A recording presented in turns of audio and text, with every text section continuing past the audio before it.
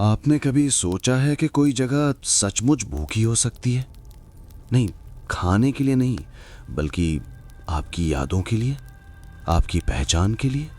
हम तीन मूर्ख एक डॉक्यूमेंट्री बनाने के चक्कर में राजस्थान के एक सुनसान गांव की उस हवेली में घुस गए, जिसके बारे में 100 साल से सिर्फ एक ही बात कही जाती है कि वहां एक चुड़ैल रहती है। लेकिन हमें क्या पता था, उस रात हमें जो मिलेगा वो कोई सफ़ेद साड़ी वाली औरत नहीं होगी, बल्कि वो कुछ और था। कुछ ऐसा जो हमारे सपनों में घुस गया, कुछ ऐसा जो मुझे अब भी दर्पण में देखने से डराता है। शुरुआत हुई थी एक गलत नाम से। हमने हवेली का नाम गलत लिख दिया था और उसने हमें सज़ा देनी शुरू कर दी। ये सिर्फ भूतों की कहानी नहीं है, ये उस छाया की कहानी है जो हम सब के अंदर रहती है। और उस रात हवेली ने उसे बाहर निकाल दिया और खिला दिया। तो क्या आप तैयार हैं ये जानने के लिए कि उस रात हवेली की दीवारों ने क्या देखा? या फिर आप भी वही गलती करना चाहेंगे जो हमने की थी? राजस्थान के उस सुनसान रेत के टीलों से घिरे इलाके में, जहां दिन में भी सन्नाटा एक भारी चादर की तरह बिछा रहता था, हवेली इतिहास के एक काले भब्बे की तरह खड़ी थी। लोग इसे चुड़ैल वाली हवेली कहते थे और कहते कहते उनकी आवाज एक फुसफुसाहट में बदल जाती थी। स्थानीय लोगों की नजरें इतनी डरी हुई थीं कि वे उसकी तरफ इशारा करने से भी कतराते थे। हम थे तीन दोस्त, आर्यन, विक्रांत और मैं राहुल। पैरानॉर्मल में हमारा एक अलग ही तरह का जुनून था। यूट्यूब पर डर दिखाने वाले चैनलों का दौर था और हमने सोचा क्यों ना असली डर को ढूंढा जाए। यही सोच हमें उस कुख्यात हवेली के सामने ले आई, जहां हमने एक पूरी रात बिताने का फैसला किया। हमारे पास कैमरे, ईवीपी रिकॉर्डर, रात देखने वाली बैटरी से चलने वाली लाइटें थीं। हम आत्मविश्वास से लबरेज थे, मानो डर को हमने अपने कैमरे की लेंस में कैद कर लेना हो। लेकिन हम नहीं जानते थे कि यहाँ का डर सिर्फ कहानियों में नहीं, बल्कि हवा की हर लहर में, हर टूटी हुई ईंट में और शायद हमारे अपने दिमाग के अंधेरे कोनों में बसा हुआ था। शाम ढलते ही हवेली की छाया लंबी और विकृत होती चली गई, जैसे वो खुद हमारी तरफ बढ़ रही हो। लकड़ी का भारी फाटक, जिस पर नक्काशी अब समय के साथ धुंधली पड़ गई थी, एक करहाती आवाज के साथ खुला। अंदर का आंगन विशाल था। बीच में एक सूखा हुआ कुआं, जिसके चारों ओर जालीदार बालकनियां अजीबोगरीब आकृतियों में टेढ़ी मेढ़ी होकर खड़ी थीं। हवा में रेत और सड़े हुए लकड़ी का मिला-जुला गंध था और एक अजीब सी ठंड, बाहर की गर्मी के बावजूद हड्डियों तक को जमा देने वाली। हमने अपना सामान आंगन के कोने में रखा। पहला कैमरा सेट करते ही आर्यन ने कहा, यार ये जगह तो बिल्कुल फिल्मी लग रही है, लगता नहीं यहाँ कुछ है। उसकी आवाज में एक झूठा बहादुरीपन था जिसे हम सब महसूस कर रहे थे। रात गहराई तो हवेली ने अपना असली रूप दिखाना शुरू किया। सन्नाटा इतना गहरा था कि कानों में एक तीखी सीटी सी बजने लगी। तभी पहली मंजिल से एक तेज आवाज आई, ठक ठक ठक, जैसे कोई लकड़ी के जूते पहनकर चल रहा हो। हम तीनों एकदम स्तब्ध। कैमरे का लेंस ऊपर घूमा, वहां कुछ नहीं था, बस अंधेरा। हमने सीढ़ियां चढ़ने का फैसला किया। पत्थर की सीढ़ियां इतनी घिसी हुई थीं कि हर कदम फिसलनन भरा था। ऊपर पहुंचकर एक लंबा गलियारा दिखा, जिसके दोनों ओर कमरों के दरवाजे टूटी हुई कब्जों से लटक रहे थे। हवा के झोंके से वे बेतरतीबी से खुल और बंद हो रहे थे, जैसे कोई अदृश्य शक्ति उन्हें चला रही हो। विक्रांत ने अपना ईवीपी रिकॉर्डर ऑन किया और एक सवाल पूछा, क्या कोई है यहाँ? कुछ सेकंड की खामोशी के बाद रिकॉर्डर में एक फुसफुसाहट सुनाई दी, आ गए हो? हमारे रोंगटे खड़े हो गए। ये हम में से किसी की आवाज नहीं थी। हम गलियारे में आगे बढ़े। अचानक मेरे कंधे पर एक हाथ का एहसास हुआ, ठंडा और भारी। मैं चिल्लाया, किसने छुआ? आर्यन और विक्रांत ने अपने टॉर्च मेरी तरफ घुमाए। मेरे पीछे कोई नहीं था, लेकिन मेरी शर्ट पर एक गीला धूल भरा निशान था, जैसे किसी ने कीचड़ भरा हाथ रखा हो। अब डर सिर्फ एक एहसास नहीं, बल्कि एक ठोस, स्पर्श करने लायक चीज बन चुका था। हम वापस नीचे आने लगे, तभी आंगन में खड़े कैमरे ने कुछ कैद किया। मॉनिटर पर एक धुंधली सी सफेद कपड़े जैसी आकृति कुएं के पास से तेजी से गुजरती दिखाई दी। उसकी चाल इंसानी नहीं थी, बल्कि एक सरकती हुई, टूटी हुई थी। हमारी सांसें अटक गईं। ये कोई ऑप्टिकल इल्यूजन नहीं था, ये वही था जिसका जिक्र गांव वाले अक्सर आपस में फुसफुसाते हुए करते थे, चुड़ैल। अब हमारा आत्मविश्वास पूरी तरह टूट चुका था। हमने आंगन में ही एक कमरे में पनाह लेने का फैसला किया, जिसका दरवाजा अभी तक पूरी तरह टूटा नहीं था। अंदर एक पुराना चारपाई, एक टूटा शीशा और दीवारों पर अजीब निशान थे, जैसे नाखूनों के खरोच के। हमने दरवाज़ा बंद कर दिया और तीनों एक दूसरे के पास बैठ गए। बाहर से आवाज़ें आनी शुरू हुईं, कभी रोने जैसी, कभी हंसने जैसी, कभी ऐसा लगता जैसे कोई बालकनी के पास खड़ा होकर सीधे हमारे कमरे की तरफ देख रहा है। आर्यन ने कैमरा खिड़की की तरफ किया। लेंस में कुछ नहीं दिखा, लेकिन ऑडियो में साफ सुनाई दिया। एक औरत की आवाज़ गीत के बोल गुनगुनाती हुई, जो धीरे धीरे गुस्सैल गुर्राहट में बदल गई। तभी दरवाजे पर जोरदार खटखटाहट हुई। 1, 2, 3 लगातार। लकड़ी का पुराना दरवाजा हिलने लगा, जैसे कोई बाहर से उसे तोड़ने पर तुला हो। विक्रांत चिल्लाया, चले जाओ, हमें छोड़ दो। खटखटाहट रुक गई। एक पल के लगभग पूरा सन्नाटा छा गया। फिर दरवाजे की दरार से एक पतली काली कोहनी तक की कोई चीज अंदर घुसती दिखाई दी, जैसे कोई उंगलियां नहीं, बल्कि सिर्फ लंबे टेढ़े मेढ़े नाखून हो। हम दहशत से चीख पड़े। मैंने टॉर्च उसकी तरफ तानी। प्रकाश पड़ते ही वो चीज तेजी से सिकुड़कर वापस खिंच गई, लेकिन दरवाजे की लकड़ी पर गहरे नाखून के निशान रह गए, जैसे अभी अभी बने हों। हम समझ गए थे कि हम यहाँ अकेले नहीं हैं, और जो है वो हमें नहीं जाने देना चाहता। रात अभी बहुत लंबी थी और हमारा सामना अभी अभी शुरू हुआ था। बाहर से फिर वही गुनगुनाहट शुरू हुई, लेकिन इस बार वो हमारे कमरे की चारदीवारी के अंदर, दीवारों के पीछे से आ रही थी, जैसे कोई हमारे साथ ही इस छोटे से कमरे में मौजूद हो। टूटे शीशे में हमने अपने पीछे एक और शख्सियत की झलक देखी। लंबे बाल, गर्दन एक असंभव कोण पर मुड़ी हुई। हमने मुड़कर देखा, वहाँ कोई नहीं था, लेकिन शीशे में वो प्रतिबिंब अब भी था, और वो धीरे धीरे मुस्कुरा रहा था। उस मुस्कान ने हमारी सारी हिम्मत खत्म कर दी। हमने दरवाजा खोलकर भागने का फैसला किया। बाहर भागना मौत को दावत देना था, लेकिन अंदर रुकना भी उससे कम खतरनाक नहीं लग रहा था। आर्यन ने जोर से दरवाजा खोला।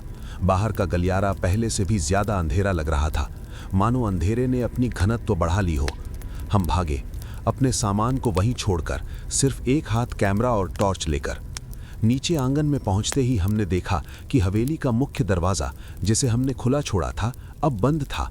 न सिर्फ बंद, बल्कि जैसे सैकड़ों साल से खुला ही ना हो। उस पर जमी धूल बताती थी कि उसे हिलाया तक नहीं गया। हमारे पसीने छूट गए। विक्रांत ने दरवाजे को जोर से धक्का दिया, लेकिन वो तनिक भी ना हिला। ये कोई साधारण ताला नहीं था, बल्कि उस शक्ति का प्रतिबंध था जो हमें यहाँ कैद करना चाहती थी। पीछे वाला रास्ता, मैं चिल्लाया। हम आंगन के दूसरे छोर पर बने एक और मेहराबदार दरवाजे की तरफ भागे, जो रसोई घर या सेवादारों के क्वार्टर की तरफ जाता था। वहां का हाल और भी बदतर था। टूटे बर्तन, जले हुए चूल्हे के अवशेष और हर तरफ मकड़ी के जाले। वहां से निकलने वाला एक छोटा दरवाजा भी उसी तरह बंद था, जैसे कोई अदृश्य दीवार उसे रोके हुए थी। हम फंसे हुए चूहे की तरह इधर उधर भागने लगे। तभी ऊपर से फिर वही ठक ठक ठक की आवाज गूंजी, लेकिन इस बार वो तेज थी और नीचे आती हुई महसूस हो रही थी, जैसे वो लकड़ी के जूतों वाली चीज सीढ़ियों से उतर रही हो और हमारी तरफ आ रही हो। हमने एक कोठरी में घुसकर दरवाजा बंद कर लिया। अंदर बासी हवा और सड़े हुए अनाज की गंध थी। हमारे दिल धड़क रहे थे, जैसे किसी भी पल छाती फाड़कर बाहर आ जाएंगे। बाहर की आवाजें रुक गईं। फिर हमारे दरवाजे के ठीक सामने वाली दीवार से आवाज आने लगी, जैसे कोई लंबे नाखूनों से धीरे धीरे दीवार खुरच रहा हो। खर खर खर। आवाज इतनी नजदीक थी कि लगता था वो चीज दीवार के उस पार नहीं, बल्कि उसी के भीतर है। आर्यन ने कैमरा रिकॉर्ड पर लगा रखा था। उसने फुसफुसाते हुए कहा, ये लो, सब कैद हो रहा है। अगर हम बच भी गए तो दुनिया को दिखाएंगे कि असली डर क्या होता है। उसकी आवाज में एक हल्का पागलपन था। खुरचने की आवाज के बीच अब वही गुनगुनाहट फिर शुरू हुई। इस बार शब्द साफ थे, एक पुरानी राजस्थानी भाषा में। मेरे लाल आजा, माँ के पास आजा। आवाज में एक विषैला प्यार था जो डर से भी ज्यादा खतरनाक लग रहा था। वो हमें लुभा रही थी, अपने जाल में फंसा रही थी। अचानक खुरचने की आवाज रुकी। पूरा सन्नाटा। फिर हमारे दरवाजे के नीचे की दरार से एक काले रंग का तेल जैसा चिपचिपा द्रव्य अंदर रिसने लगा। वो बूंद बूंद करके इकट्ठा हो रहा था और फिर धीरे धीरे एक आकृति लेने लगा, छोटे छोटे पैरों, हाथों जैसी। ये देख हमारा खून सूख गया। ये कोई भूतिया अक्स नहीं, बल्कि कुछ ठोस, कुछ भौतिक था, जो हमारे सामने ही जन्म ले रहा था। विक्रांत ने अपना टॉर्च उस पर फेंक दिया। प्रकाश पड़ते ही वो आकृति फुसकारती हुई सिकुड़ गई और वाष्प बनकर गायब हो गई। लेकिन जहां वो थी, वहां फर्श पर एक जले हुए के जैसा निशान रह गया। इसने हमें एक सुराग दिया, रोशनी। जो कुछ भी था उसे रोशनी पसंद नहीं थी। हमारे पास अभी भी 2 टॉर्च थीं और एक हैंड हेल्ड स्पॉटलाइट। हमने फैसला किया कि हमें अपने सामान वाले कमरे में वापस जाना होगा, जहां बैटरी से चलने वाली बड़ी लाइट थी। शायद उसकी रोशनी में हम सुरक्षित रह सकते थे। दरवाज़ा खोलते ही हमने देखा कि गलियारा खाली था, लेकिन हवा में वो गंध और ज़्यादा तेज़ हो गई थी। अब सिर्फ सड़ांध ही नहीं, बल्कि बदबूदार तेल और जलते बालों की गंध थी। हम दीवार से सटकर चलते हुए आगे बढ़े। आंगन में पहुंचते ही हमारी नज़र कुएं पर पड़ी। कुएं के पत्थर के किनारे पर अब एक सफ़ेद चुनरी बिखरी पड़ी थी, जो पहले वहां नहीं थी। वो हिल रही थी, मानो कोई उसे अंदर खींच रहा हो। हमने उसकी तरफ देखा ही था कि अचानक कुएं के अंधेरे मुंह से एक सफ़ेद हड्डी जैसी बाह निकली और उस चुनरी को झपट्टे में अंदर खींच लिया। हम वहां से भाग खड़े हुए। सामान वाले कमरे का दरवाज़ा खुला था। अंदर घुसते ही हमने दरवाज़ा बंद कर दिया और उस भारी लकड़ी की चौकी से टिका दिया। बैटरी लाइट जलाते ही पूरा कमरा उज्जवल हो गया। इस रोशनी ने हमें थोड़ी सांस लेने का मौका दिया, लेकिन हम जानते थे कि ये सुरक्षा अस्थायी थी। रात अभी काटनी थी और जो कुछ बाहर था वो हमारा इंतजार कर रहा था। खिड़की से बाहर देखा तो आंगन में चंद्रमा की रोशनी में कई धुंधली सी छायाएं इधर उधर घूम रही थी। वे एक दूसरे के पास आ जा रही थी, जैसे कोई सभा हो रही हो। हमारे आने से वो नाराज थी और अब वे हमारे बारे में फैसला कर रही थी। उजाले में बैठे हुए भी हमारे दिल की धड़कनें सामान्य नहीं हुई। हर आवाज, हर छाया के हिलने पर हम चौंक पड़ते। कैमरे की फुटेज को चेक करते हुए आर्यन अचानक रुक गया। देखो ये, उसने कहा। आवाज कांप रही थी। फुटेज में जब हम दरवाजे पर खटखटाहट होने के बाद चिल्ला रहे थे, तब कमरे के कोने में छत से लगी हुई एक काले धब्बे जैसी चीज दिख रही थी। जैसे जैसे हम चिल्लाते, वो धब्बा फैलता जा रहा था और धीरे धीरे एक चेहरे का आकार ले रहा था। एक खुली हुई, बिना आंखों वाली शक्ल, जिसका मुंह एक अनंत कालेपन की तरफ खुला हुआ था। ये वही चीज थी जो दीवार के भीतर से खुरच रही थी। उसने हमारे डर को भोजन की तरह ग्रहण किया था। हमारा डर उसे और ज्यादा शक्तिशाली बना रहा था। विक्रांत ने कहा, हमें डर पर काबू पाना होगा। ये चीजें हमारे डर से पल रही हैं। गांव वालों की कहानियों में हमेशा यही होता है, चुड़ैलें निर्भय को नहीं हरा सकती। बात तो सही थी, लेकिन अमल करना आसान नहीं था। जब आपका सामना अतार्किक, अप्राकृतिक चीजों से हो तो डर स्वाभाविक था। तभी बैटरी लाइट कुछ धीमी हो गई। वो फ्लिकर करने लगी। बाहर की छायाएं और नजदीक आ गईं, जैसे रोशनी के कमजोर पड़ते ही वे और हिम्मतवर हो गई हों। हमने स्पेयर बैटरियां निकाली, लेकिन हमारे हाथ इतने कांप रहे थे कि बदलने में वक्त लग रहा था। लाइट बुझी नहीं, लेकिन उसकी चमक आधी रह गई, जिससे कमरे में अजीबोगरीब लंबी लंबी छायाएं पैदा हो गईं। और फिर वो आवाज फिर शुरू हुई, इस बार सीधे कमरे के अंदर हमारे बीच से। तुम मेरे हो। एक टूटी फूटी दोहरी आवाज, जैसे कई औरतें एक साथ बोल रही हों। हमने इधर उधर देखा, लेकिन कुछ नहीं दिखा। लेकिन ठंड इतनी बढ़ गई कि हमारी सांसें भाप बनकर निकलने लगीं। तभी मैंने महसूस किया, मेरे कंधे पर फिर वही भारीपन, लेकिन इस बार उसके साथ एक दबाव भी था, जैसे कोई मेरे पास बैठ गया हो। मैं हिल नहीं सकता था। आर्यन और विक्रांत की नज़रें मुझ पर जमी हुई थीं। उनके चेहरे पर अविश्वास और डर का मिश्रण था। विक्रांत ने धीरे से कहा, राहुल, तुम्हारे पीछे। मैंने आंख घुमाकर देखने की कोशिश की। मेरी परछाई दीवार पर पड़ रही थी। उसमें एक और सिर दिखाई दे रहा था। मेरे सिर के ऊपर एक लंबे बालों वाला, टेढ़ी गर्दन वाला सिर। मैं जोर से चिल्लाया, चले जाओ, और अपने कंधे पर जोर से हाथ मारा। एक तीखी चीख जैसी आवाज हवा में गूंजी और वो दबाव गायब हो गया। परछाई भी सामान्य हो गई, लेकिन मेरे कंधे पर जहां मैंने हाथ मारा था, वहां 5 नाखूनों के गहरे निशान थे, जो धीरे धीरे लाल होकर उभर रहे थे। दर्द नहीं था, सिर्फ एक जलन, एक जहरीली ठंडक। इस घटना ने एक बात साबित कर दी कि हम उन्हें छू सकते थे और शायद वे हमें छोड़ने पर मजबूर हो सकती थीं, लेकिन इसका मतलब ये भी था कि वे हमारे बहुत नज़दीक आ सकती थीं। बैटरी लाइट अब लगातार फ्लिकर कर रही थी। हमें अब एहसास होने लगा कि ये कोई साधारण बैटरी ड्रेन नहीं है। वो शक्ति जो हमें घेरे हुए थी, वो बिजली को भी सोख रही थी, जैसे वो जीवन के किसी भी रूप को अवशोषित कर लेती हो। अगर पूरा अंधेरा छा गया तो हमारा बच पाना नामुमकिन होगा। हमें कोई रास्ता निकालना था। विक्रांत ने कहा, कुएं का रास्ता। जब वो बाह वहां से निकली थी तो इसका मतलब वो कहीं और जाता है, शायद कोई भूमिगत रास्ता है जो बाहर निकलता हो। ये विचार पागलपन था, उस कुएं में उतरना जहां से वो बाह निकली थी। लेकिन अब हमारे पास कोई विकल्प नहीं था, यहाँ रुकना मौत थी और बंद दरवाजों से निकलना असंभव। कुआं ही एकमात्र अज्ञात रास्ता था। हमने फैसला किया। हमारे पास एक रस्सी थी जो हम अपने सामान में लाए थे। हमने उसे मजबूती से बांध लिया। लाइट की आखिरी चमक में हम बाहर निकले। आंगन में वे छायाएं अब और स्पष्ट दिख रही थीं।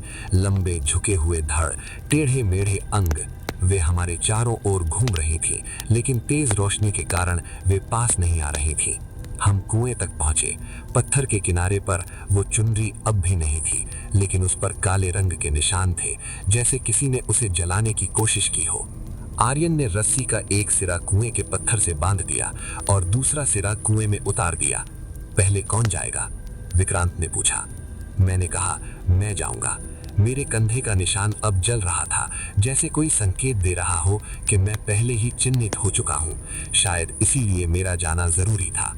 मैंने एक छोटी टॉर्च मुंह में दबाई और रस्सी पकड़कर कुएं में उतरना शुरू किया। ऊपर आर्यन और विक्रांत ने रस्सी को थाम रखा था। नीचे का अंधेरा घना और ठंडा था। हवा में नमी और सड़न थी। करीब 15 फीट नीचे उतरने पर मेरे पैरों को कुछ छुआ। पानी नहीं, बल्कि कंकड़ और रेत। कुएं का पानी सूख चुका था। तभी मैंने देखा कुएं की दीवार में एक बड़ा सा छेद है जो एक सुरंग की तरफ जाता है। मैंने ऊपर आवाज लगाई, एक रास्ता है, नीचे आ जाओ। एक एक करके वे भी नीचे उतर आए। हमने रस्सी छोड़ दी। अब पीछे मुड़ने का कोई रास्ता नहीं था। हमें उस सुरंग से होकर ही आगे जाना था, इस उम्मीद में कि ये कहीं बाहर निकलेगी। सरंग संकरी और नम थी। दीवारें ईंटों की बनी हुई थीं, जिनके बीच से जड़ें और कीड़े निकले हुए थे। हवा बिल्कुल भी नहीं थी, सिर्फ वही बदबू जो और भी तेज होती जा रही थी। हम झुककर चल रहे थे। टॉर्च की रोशनी में हमने देखा कि दीवारों पर भी वैसे ही निशान थे जैसे हमारे कमरे की दीवार पर, लंबे लंबे खरोंच के। ये सुरंग कोई भगोड़े का रास्ता नहीं, बल्कि उस शक्ति का डेरा थी। हम उसके घर के भीतर घुस रहे थे। कुछ दूर चलने के बाद सुरंग चौड़ी हुई और एक छोटे से कमरे में खुली जो एक तहखाने जैसा लग रहा था। वहां का नजारा देखकर हमारे पैर जमीन में गड़ गए। कमरे के बीच में एक पुराना टूटा हुआ चरखा पड़ा था। चारों ओर मिट्टी के बर्तन, उनमें से कुछ से काले रंग का कोई पदार्थ सूख कर बह रहा था। एक कोने में हड्डियों का ढेर था, छोटी छोटी हड्डियां, जानवरों की नहीं शायद। लेकिन सबसे भयावह थीं दीवारों पर उकेरी हुई आकृतियां। कोयले से बनी वे तस्वीरें औरतों की थीं, लेकिन उनके मुंह खुले हुए थे, चीखते हुए, और उनकी आंखों की जगह खाली गोल घेरे थे। एक तस्वीर में एक औरत को कुएं में ढकेलते हुए दिखाया गया था। दूसरी में वही औरत अब भयानक रूप लिए लोगों पर हमला कर रही थी। ये उस चुड़ैल की कहानी थी जो शायद कभी यहाँ की एक बेगम या सेविका रही होगी, जिसे झूठे आरोपों में इसी कुएं में फेंक दिया गया था। उसकी आत्मा ने शांति नहीं पाई, बल्कि इतनी नफरत और पीड़ा ने उसे वो राक्षस बना दिया था जो आज हमें परेशान कर रहा था। तभी चरखा अपने आप घूमने लगा। ची ची ची, धीमी चरमराती आवाज। उसके साथ ही वो गुनगुनाहट फिर शुरू हुई, लेकिन अब वो दुख भरी थी, रोती हुई। मुझे न्याय चाहिए। हमने देखा कमरे के दूसरे छोर पर एक धुंधली सी आकृति प्रकट हो रही थी। ये पहले से ज्यादा स्पष्ट थी। एक औरत, उसकी साड़ी फटी हुई, बाल बिखरे हुए, गर्दन एक तरफ लटकी हुई। उसकी आंखें नहीं थीं, सिर्फ काले गड्ढे, लेकिन उन गड्ढों से एक ऐसी टकटकी थी जो सीधे आत्मा को चीर सकती थी।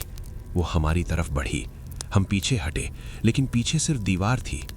आर्यन ने स्पॉटलाइट उस पर फेंकी। वो चीखती हुई पीछे हट गई, लेकिन इस बार गायब नहीं हुई। रोशनी उसे जला रही थी, धुएं के गुबार निकल रहे थे उसके शरीर से, लेकिन वो खड़ी रही। न्याय मिलेगा। उसने अपना हाथ बढ़ाया और उसकी दिशा में हड्डियों के ढेर के पीछे एक और छोटी सी सुरंग का मुंह दिखाई दिया। ये एक संकेत था। वो हमें जाने दे रही थी, लेकिन बदले में कुछ चाहती थी। विक्रांत ने हिम्मत जुटाकर पूछा, तुम्हें क्या चाहिए? आकृति ने अपना टेढ़ा हाथ उस दीवार की तरफ घुमाया जहां कुएं वाली तस्वीर बनी थी। नाम, मेरा नाम। उसे न्याय नहीं, उसकी पहचान चाहिए थी। उसे भुला दिए जाने के दर्द ने उसे और भी विकराल बना दिया था। हमने तेजी से दीवारों को देखा, कोई नाम, कोई लिखावट ढूंढने लगे। आर्यन की नजर चरखे के पास जमीन में धंसे एक छोटे से पत्थर पर पड़ी जिस पर कुछ खुदा हुआ था। उसने उसे खोद कर निकाला। एक टूटा हुआ श्रृंगार का डिब्बा था। उसके ढक्कन के अंदर नाम लिखा था, मीराबाई। ये नाम सुनते ही वो आकृति एक जोरदार हूंक भरकर रो पड़ी। उसका धुंधला रूप टिमटिमाने लगा। बोलो मेरा नाम, हमने एक साथ कहा, मीराबाई।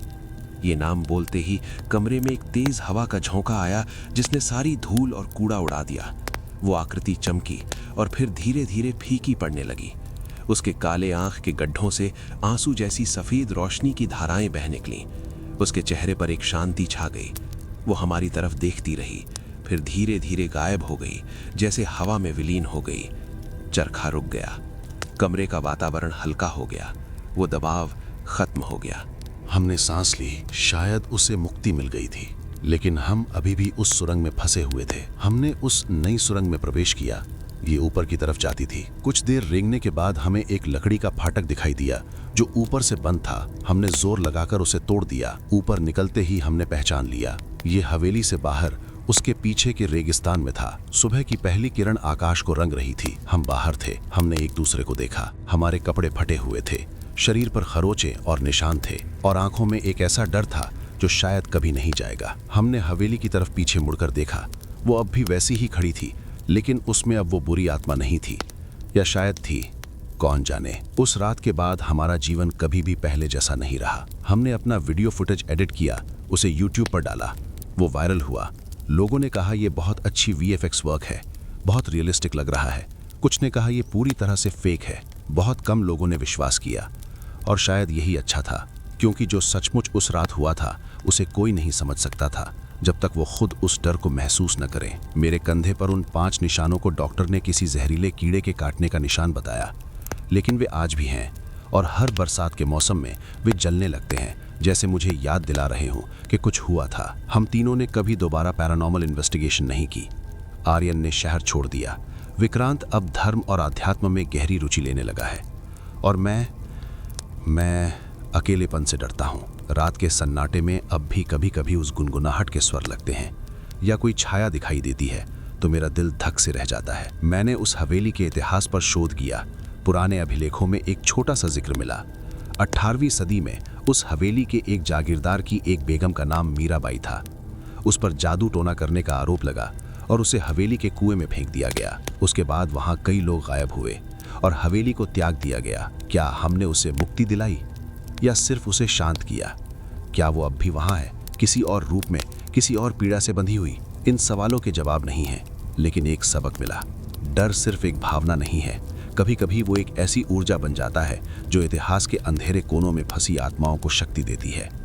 और कभी कभी न्याय मांगने वाली वो आत्माएं सिर्फ अपना नाम सुनने को तरसती हैं, ताकि उन्हें याद किया जा सके, भले ही डर के साथ ही सही। आप जो ये देख रहे हो, शायद मेरी बातों पर यकीन न करो, लेकिन अगर कभी राजस्थान के उस सुनसान इलाके से गुजरो और रेत के टीलों के बीच वो पुरानी हवेली दिखाई दे, तो वहां मत रुकना।